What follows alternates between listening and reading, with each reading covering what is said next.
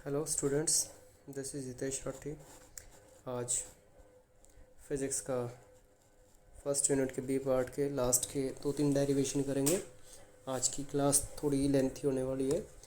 सबसे पहले आपसे थोड़ी सी शिकायत रहेगी, क्योंकि मैंने सभी बच्चों को बोला था कि लास्ट के जो 2 डेरिवेशन है वो सबको करने थे, लर्न करके और रिटन वर्क टाइप में मेरे को भेजने थे। लेकिन मेरे ख्याल से 1 या 2 बच्चे नहीं मेरे पास उनको फॉरवर्ड किया है, बाकी किसी ने कोई भी आउटपुट नहीं दिया है। सो अगर आपने लर्न नहीं किए हैं तो electric field intensity on axial line and on electric axis line, axial line and equatorial line आपको लर्न करना चाहिए।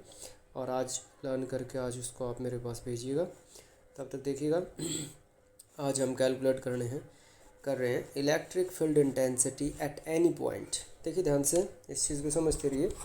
जो एक्सियल लाइन पे हमने इलेक्ट्रिक फील्ड इंटेंसिटी कैलकुलेट की थी, that is when theta is equal to 0। हमने ये डाइपोल लिया था और उसकी एक्सिस पे इस तरीके से हमने एक पॉइंट लिया था यहाँ एक्सिस के ऊपर, और एक्सिस पे इस पॉइंट टी पे हमने क्या कैलकुलेट की थी, electric field intensity when theta is equal to 0। Theta कितना था, 0 था। जहाँ पे अपनी जो इलेक्ट्रिक फील्ड इंटेंसिटी थी, अगर आपने लर्न किया होता या फिर अगर कर रखा है तो बहुत अच्छी बात है, तो वो आई थी 2 kp/r³, 2 kp/r³।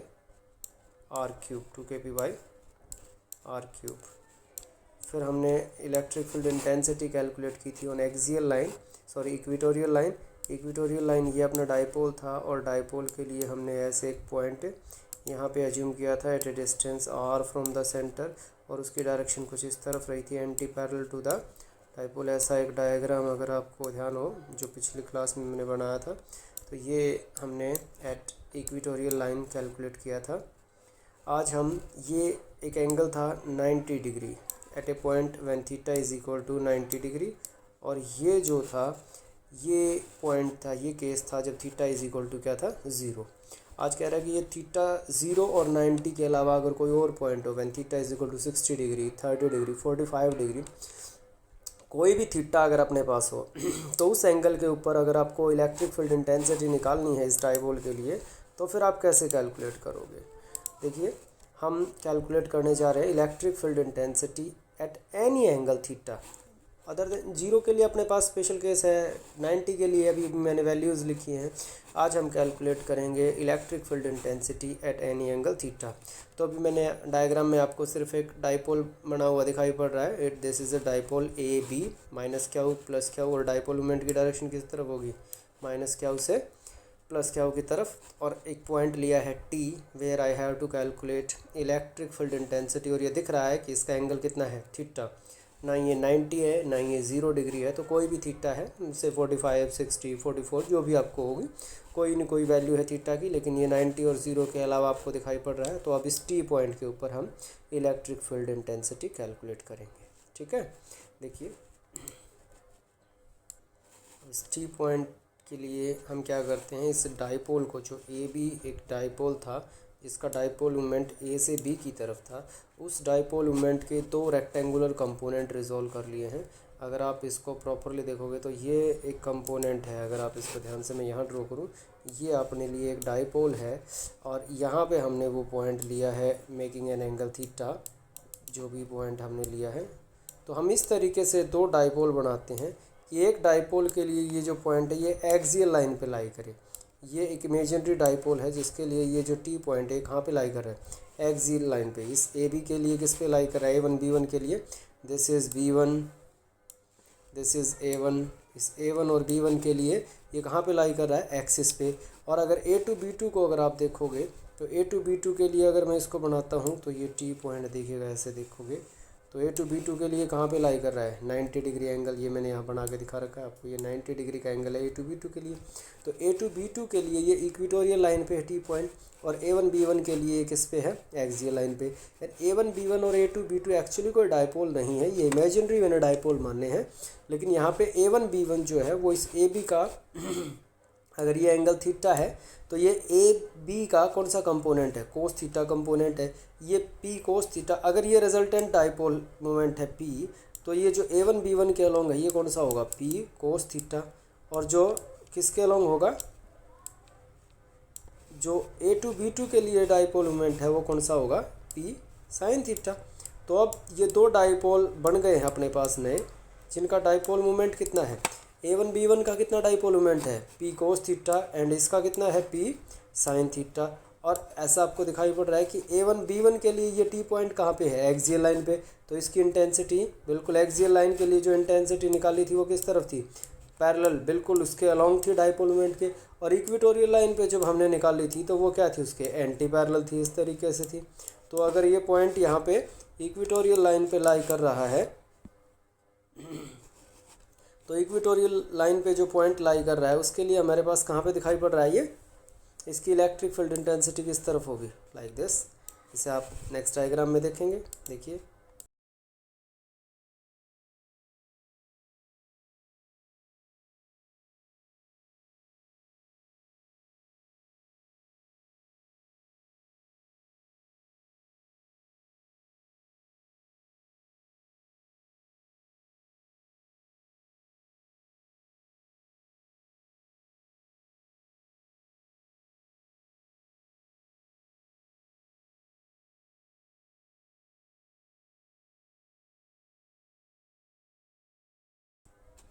ये आपको दिखाई पड़ रहा है, ये E2 जो डायरेक्शन है वो किसकी है, इलेक्ट्रिक फील्ड इंटेंसिटी, और जो A2B2 के लिए है वो है एंटी पैरेलल टू A2B2, और E1 किसकी है, एक्सियल लाइन के लिए, तो इन दोनों के लिए होगी। तो इस P के लिए, ये P है आपके पास, जो A1B1 हमने रखा है, ये आपके लिए कितना डाइपोल मोमेंट रखता है, P कोस थीटा। ये कितना रखता है, यहाँ पे लिख रखा है P साइन थीटा।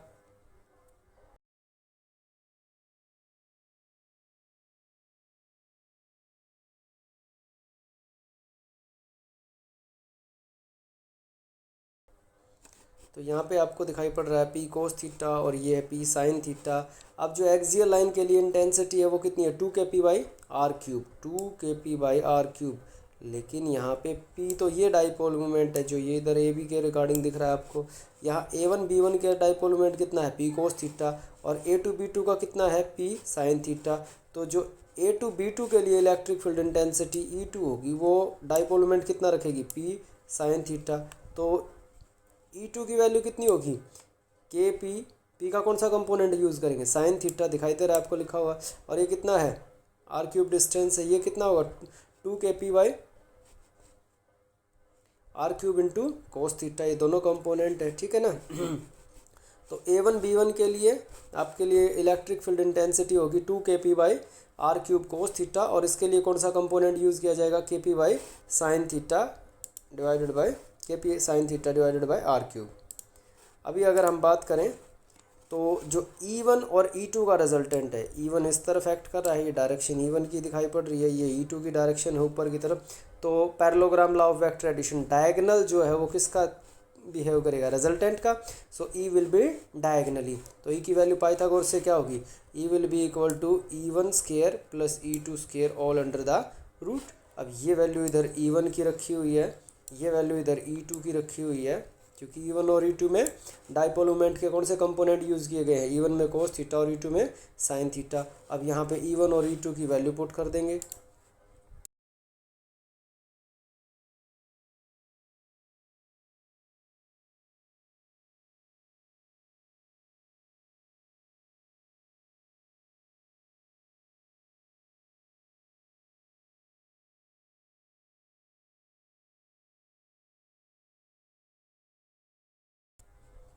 अब आपको सिर्फ E1 और E2 की वैल्यू पुट करनी है। ये देखिएगा यहाँ पे E1 की वैल्यू आप क्या पुट करेंगे, 2kp cos theta by R cube, क्योंकि जो E1 की वैल्यू थी वो कितनी थी, ये आपको दिखाई पड़ रही है, E1 की वैल्यू इधर kp by R cube into cos theta. और E2 की वैल्यू कितनी पुट करेंगे, आप ये देख रहे हो kp sine theta by R cube square. ये देखिए इधर kp sine theta by R cube इधर आपको दिखाई पड़ रहा है। ये E2 की वैल्यू मैं बता चुका हूँ, E1 और E2 मैंने एक्सियल और इक्वेटोरियल लाइन पे कैलकुलेट करवा चुका हूँ। अब यहाँ पे इन दोनों की वैल्यू पुट करते हैं, 2kp बाई आर क्यूब यहाँ है और kp बाई आर क्यूब यहाँ है। तो kp by R cube square है तो रूट से बाहर आ जाएगा, अंदर क्या बचेगा, 2 एंड कोस थीटा, जिसका स्क्वायर क्या होगा, 4 कोस स्क्वायर थीटा, और साइन थीटा का स्क्वायर क्या होगा, साइन स्क्वायर थीटा। अब अगले स्टेप में क्या करेंगे हम, 4 कोस स्क्वायर थीटा को 3 कोस स्क्वायर थीटा प्लस 1 कोस स्क्वायर थीटा हम लिख सकते हैं। देखिए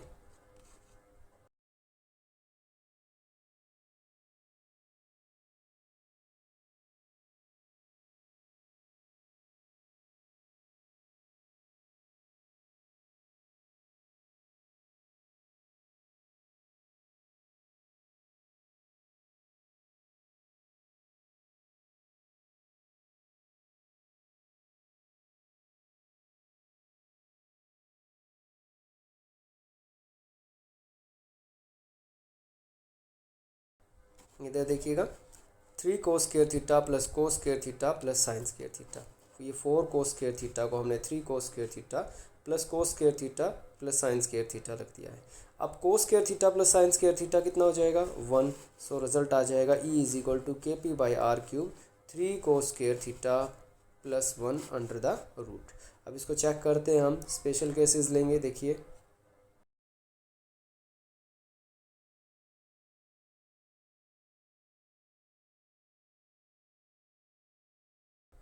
अभी हमारे पास कितना है, E is equal to KP/R³ 3 cos square theta plus 1।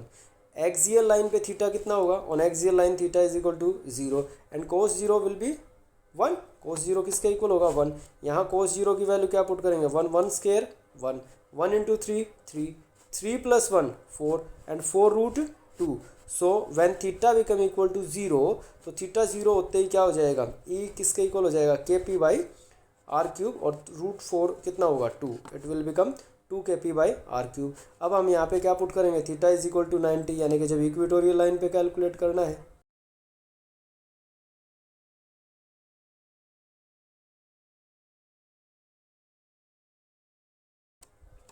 ये देखिए अब इक्वेटोरियल लाइन पे थीटा कितना है 90, कोस 90 0 0 इंटू समथिंग 0, यहाँ पे देखेंगे तो 3 कोस स्क्वायर थीटा क्या हो जाएगा 0 हो जाएगा। 0 plus 1 1 under the root 1 under the root 1। So ये क्या आ जाएगा KP/R³। तो जो रिजल्ट हम पहले प्रूव कर चुके हैं वो यहाँ से भी सॉल्व हो सकते हैं। डायरेक्शन ऑफ E जो है वो आप कैलकुलेट कर सकते हो tan अल्फा से, जैसे अगर आपने पीछे डायग्राम देखा हो।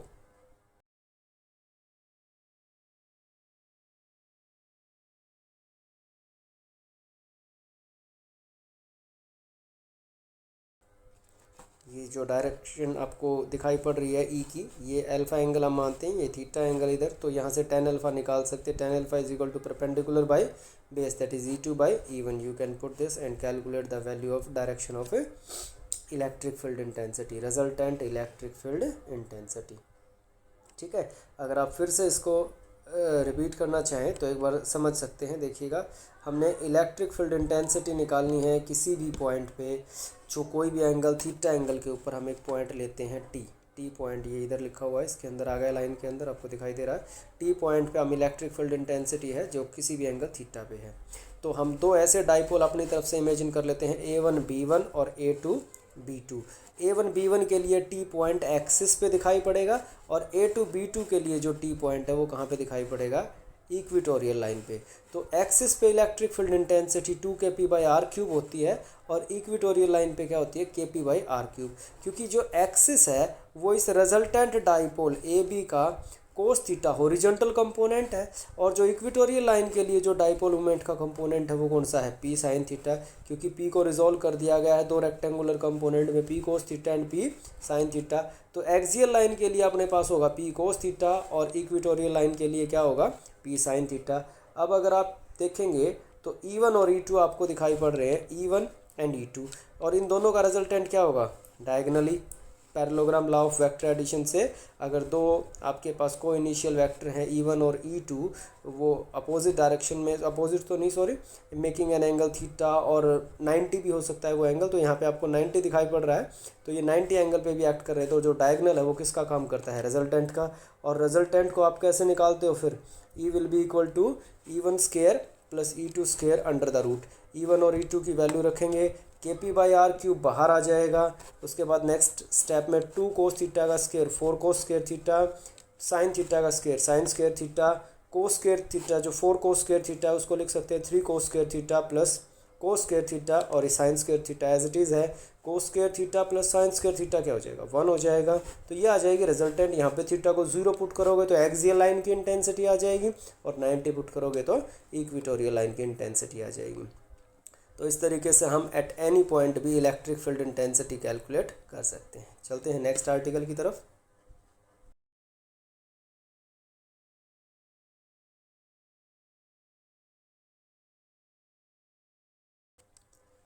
और हमारा नेक्स्ट आर्टिकल है torque acting on an electric dipole placed in a uniform electric field. सबसे पहले मैं आपको बता दूँ, आप एक यूनिफॉर्म इलेक्ट्रिक फील्ड जिसकी वैल्यू चेंज ना हो, हर पॉइंट पे जिसकी वैल्यू क्या रहे सेम, ऐसा फील्ड जिसकी वैल्यू हर जगह क्या मिले सेम, यूनिफॉर्म मतलब एक जैसा इलेक्ट्रिक फील्ड, उसको हम पैरेलल लाइन से दिखाते हैं विद एरो हेड। एरो किसकी डायरेक्शन है, इलेक्ट्रिक फील्ड की, और पैरेलल लाइन किसकी नोटेशन है, यूनिफॉर्म इलेक्ट्रिक फील्ड की। कई बार ये क्वेश्चन पूछ लिया जाता है कि how you will represent uniform electric field. तो यूनिफॉर्म इलेक्ट्रिक फील्ड को कैसे रिप्रेजेंट करेंगे, with parallel lines, equi spaced parallel lines with arrow heads. Arrow head gives us the direction of electric field. अब इस यूनिफॉर्म इलेक्ट्रिक फील्ड के अंदर हम एक इलेक्ट्रिक डाइपोल रखेंगे और देखते हैं उसके ऊपर कैसे फोर्स लगता है।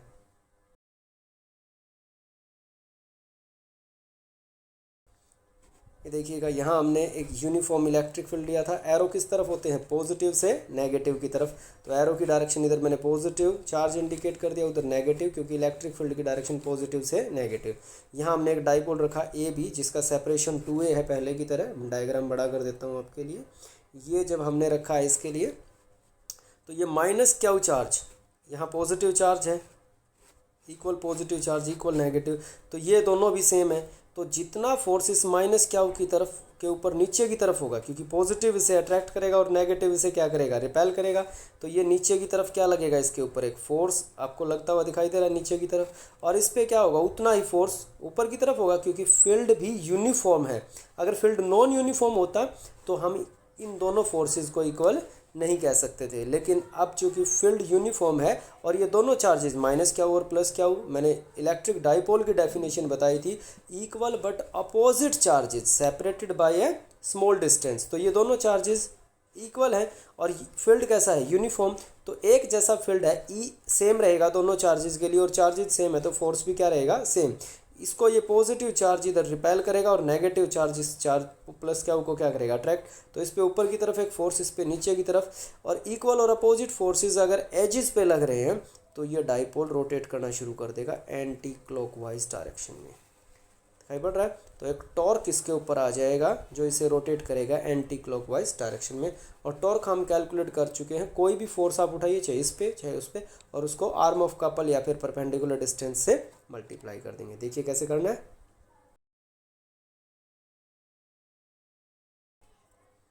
यहाँ पे आपको दिखाई पड़ रहा है टॉर्क निकालने का जो फॉर्मूला है, torque is equal to force into perpendicular distance. 11th class में हम बहुत बार इसको पढ़ चुके हैं। टॉर्क के कार्टेशियन कोऑर्डिनेट, पोलर कोऑर्डिनेट और टॉर्क की value F R sine theta या साइन फाई की टर्म में हम निकाल चुके हैं। So it is F into R, F cross R, because torque is a vector quantity. अब फोर्स की वैल्यू, इलेक्ट्रिक फील्ड कितना है ई, और फोर्स निकालना है तो ई इज इक्वल टू क्या होता है, एफ बाई क्यू। यहाँ पे फोर्स कितना है इस चार्ज पे, एफ, इस चार्ज पे भी कितना फोर्स है, एफ, चार्ज कितना है Q. So F by Q is electric field. Q को उधर ले जाते हैं तो F is equal to E Q. So torque is equal to E Q and arm of couple will be A C, this is perpendicular and this dipole is making an angle theta with the electric field. Field के साथ कितना angle बनता हुआ दिखाई दे रहा है, theta. तो ये अगर इधर भी बनाएंगे तो अल्टरनेट एंगल्स क्या होते हैं, इक्वल लाइक दिस। ये देखिएगा, आपको पॉइंटर दिखाई पड़ रहा है, जहाँ पॉइंटर ट्रैवल कर रहा है, ये देखिएगा ऐसे, ये यहाँ से यहाँ, यहाँ से यहाँ, तो ये दोनों एंगल क्या होंगे, सेम। पैरेलल लाइन को ये लाइन कट कर रही है तो पैरेलल लाइन को कट कर रही है, तो इधर थीटा है तो इधर भी क्या होगा, थीटा। सो थीटा एंगल है। अब ए सी की वैल्यू निकालेंगे और ई की वैल्यू जो है वो क्या है, एफ की वैल्यू क्या है, ई क्यू, वो हमने इधर रख दी है। देखिएगा कैसे रखते हैं अभी।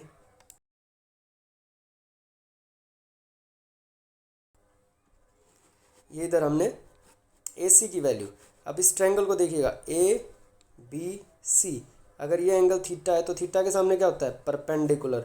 ए C acts as perpendicular and A B hypotenuse while B C is base of the triangle. So ये थीटा जिसके साथ बनता है उसे क्या कहते हैं, बेस। सो ये क्या हो जाएगा बेस, ये परपेंडिकुलर है, ये हाइपोटेन्यूज है। So perpendicular by hypotenuse A C by A B sine theta, और ए बी कितना सेपरेशन लेते हैं 2a, तो ए बी को उधर ले जाएंगे तो ए सी की वैल्यू क्या हो जाएगी, A C will be equal to A B sine theta, A C will be equal to A B sine theta and A B is equal to 2a। So E Q into 2a sine theta, torque will be equal to E Q into 2a sine theta, Q into 2a कितना होता है P, so torque become equal to P E sine theta. So ये derivation. अब special cases की बात करेंगे। इससे पहले कि स्पेशल केसेस की बात करें एक बार फिर से देखते हैं इसको।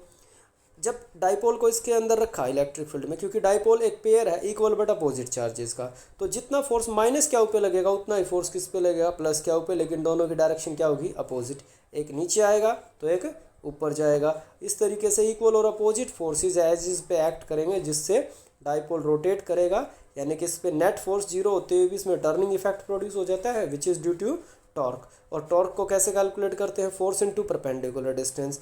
फोर्स क्या होता है ई क्यू, अगर आप प्रैक्टिस कर रहे हो साथ के साथ, so E is equal to F by Q and F is equal to E Q and perpendicular distance is A C. Perpendicular by hypotenuse कितना हो जाएगा, sine theta. So A C is equal to A B sine theta, A C की value put करेंगे A B sine theta, so torque is equal to E Q into A B sine theta, A B is equal to 2a, so torque become equal to P E sine theta, torque become equal to P E sine theta. अब देखते हैं special cases.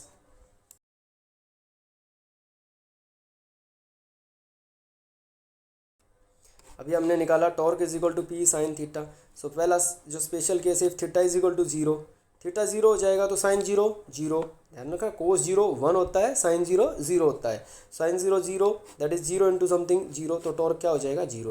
यानी कि अगर आप इस dipole के अंदर इस इलेक्ट्रिक फील्ड के अंदर डाइपोल को अगर इसके अलोंग पुट कर देते हो तो इस पर कोई टॉर्क नहीं होगा। नेगेटिव चार्ज पॉजिटिव को अपनी तरफ खींच लेगा, पॉजिटिव चार्ज नेगेटिव को अपनी तरफ खींच लेगा, और इसके ऊपर कोई भी ये नेगेटिव चार्ज जो है वो पॉजिटिव हो, तो इसके ऊपर इक्वल और अपोजिट फोर्स होंगे, लेकिन उनकी लाइन ऑफ एक्शन इस तरीके से होंगी कि वो रोटेट नहीं करेगा। लेकिन अगर यहाँ पे थीटा 90 है तो sine 90, if theta is equal to 90 sine 90 1, so tau is equal to क्या हो जाएगा पी ई मीन्स मैक्सिमम, क्योंकि साइन की जो मैक्सिमम वैल्यू होती है वो 1 होती है और मिनिमम वैल्यू क्या होती है 0। -1 को आप मिनिमम नहीं कह सकते हो, ध्यान रखना। साइंस स्टूडेंट को बार बार 11th क्लास में बताया जाता है कि जो साइन की मैक्सिमम वैल्यू होती है वो 1 होती है, और -1 भी क्या होती है maximum, but in opposite cycle. So torque will be 0 minimum when theta is equal to 0, when theta is equal to 90 then torque is equal to maximum. यानी कि टॉर्क का काम क्या हुआ, 90 से है तो उसको फील्ड की डायरेक्शन में अलाइन करना, फील्ड की डायरेक्शन में उसको अलाइन कर देगा। अगर 90 पे रखते हैं तो वो उसको क्या करेगा, फील्ड की डायरेक्शन में अलाइन कर देगा। और अगर आप साइन थीटा को रिमूव करते हो तो टॉर्क के अंदर क्या आ जाएगा, cross product, that is torque is perpendicular to P cross E, the plane containing P and E, as torque is a vector quantity, unit आपको टॉर्क की पता है। देखते हैं एक और डेरिवेशन आज के लिए। अगर आपको कोई प्रॉब्लम है तो आप पूछ सकते हो लगातार।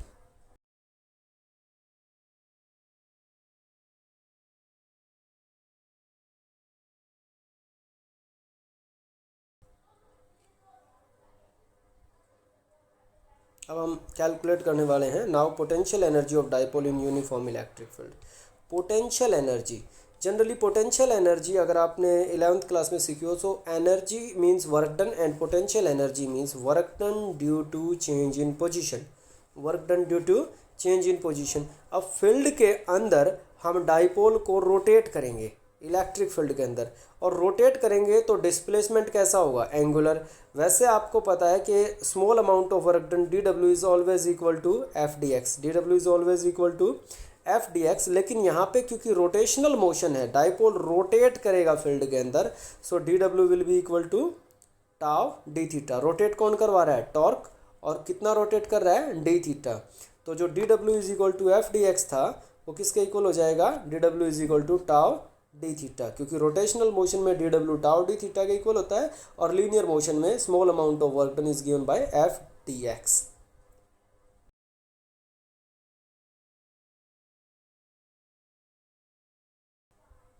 अब हम टाउ की वैल्यू पुट करेंगे। टाउ किसके इक्वल आता है, पी ई साइन थीटा। अभी पिछले डेरिवेशन में आपने देखा है, वीडियो आप पीछे करके देख सकते हैं। Tau is equal to P E sine theta रख दिया। D W small amount of work done है, तो टोटल वर्क डन निकालने के लिए क्या करेंगे, इंटीग्रेशन कर देंगे। आपको जो मटेरियल दिया गया है उनमें पूरा का लिख रखा है मैंने। So total work done will be equal to W, integration of D W become equal to W, और यहाँ पे पी बाहर हो जाएगा। कितना रोटेट करवाना है, मान लीजिए हमें रोटेट करवाना है θ1 से θ2, ये कोई भी एंगल्स हो सकते हैं। So sine theta D theta. अब साइन थीटा का इंटीग्रेशन कितना होता है, माइनस कोस थीटा। देखते हैं,